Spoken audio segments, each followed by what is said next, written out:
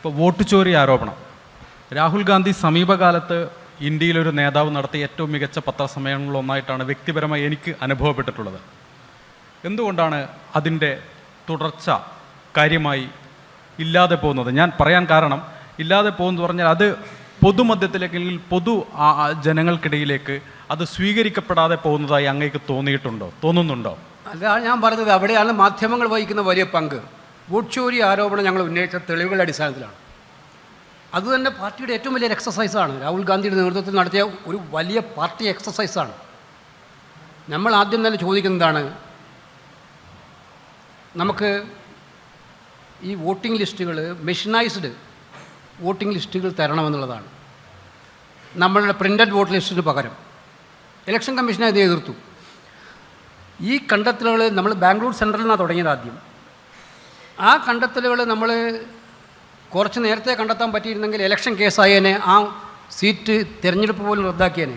പക്ഷേ തിരഞ്ഞെടുപ്പ് കേസുകൾക്ക് 6 മാസത്തെ കാലാവധികളുണ്ട്. ഞങ്ങൾ ഈ വോട്ടർ പട്ടിക പഠിക്കാൻ തന്നെ എടുത്തു 6-8 മാസം. പക്ഷേ അത്രയും സാധ്യമായ കാര്യമല്ല. അത്രയും ഒരു പാർലമെൻറ്റ് നിയോജകമണ്ഡലത്തിലെ വോട്ടർ പട്ടിക മുഴുവൻ എടുത്ത് പഠിച്ച് അതിലെ ഡിസ്ക്രിപ്പൻസി മനസ്സിലാക്കുക എന്ന് പറയുന്നത്. അപ്പോൾ അതിൻ്റെ എക്സസൈസിന് ശേഷം ആണ് ബീഹാറിൽ ഞങ്ങൾ വോട്ട് ചോറി യാത്ര നടത്തിയത്.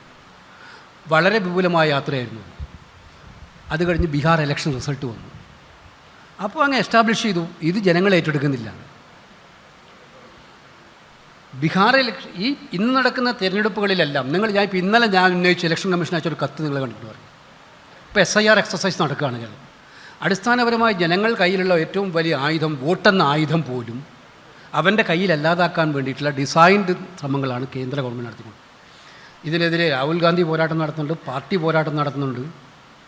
പക്ഷേ ഈ പോരാട്ടങ്ങളെയെല്ലാം അടിച്ചമർത്തത്തക്കവണ്ണം ഉള്ള ഒരു സ്ഥിതിവിശേഷമുണ്ടാകുന്നു. മുൻപ് തെരഞ്ഞെടുപ്പിൽ രാഷ്ട്രീയ പാർട്ടികളെ തമ്മിൽ പോരാടുക, BJP versus Congress, Congress versus CPM.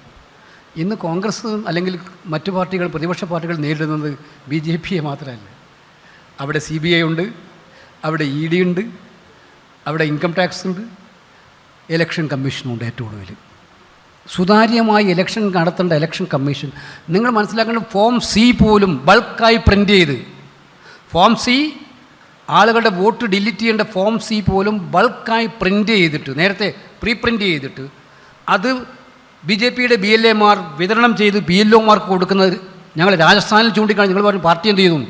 രാജസ്ഥാനിൽ എല്ലാ ജില്ലാ കളക്ടറേറ്റുകളും മാർച്ച് നടത്തി, ഘരാവോ നടത്തി, ലാത്തിച്ചാർജ് നടന്നു, വലിയ മൂവ്മെൻറ്റായി. അവസാനം ഇലക്ഷൻ കമ്മീഷൻ ഇടപെടേണ്ടി വന്നു അവിടെ. ഇത് ഗുജറാത്തിൽ നടന്നുകൊണ്ടിരിക്കുകയാണ്. പക്ഷേ ഭരണയന്ത്രത്തിൻ്റെ മുഴുവൻ സ്വാധീനം ഉപയോഗിച്ചുകൊണ്ട് ഇത് ചെയ്യാൻ നിൽക്കുമ്പോൾ, ഇലക്ഷൻ കമ്മീഷൻ നിൽക്കുമ്പോൾ, ഒരു ദിവസം കൊണ്ട് ഈ പോരാട്ടം വിജയത്തിലെത്തുന്നുള്ള പ്രതീക്ഷ ഞങ്ങൾക്കില്ല. പക്ഷേ ഇത് വിജയിച്ചേ പറ്റൂ. ഇന്ത്യക്ക് വേണ്ടിയിട്ട് യഥാർത്ഥ വോട്ട് ചെയ്യുന്ന ആൾക്ക് അതിൻ്റെ അധികാരം നിലനിർത്തിയേ പറ്റുള്ളൂ. ആ പോരാട്ടം ഞങ്ങൾ തുടരുക തന്നെ.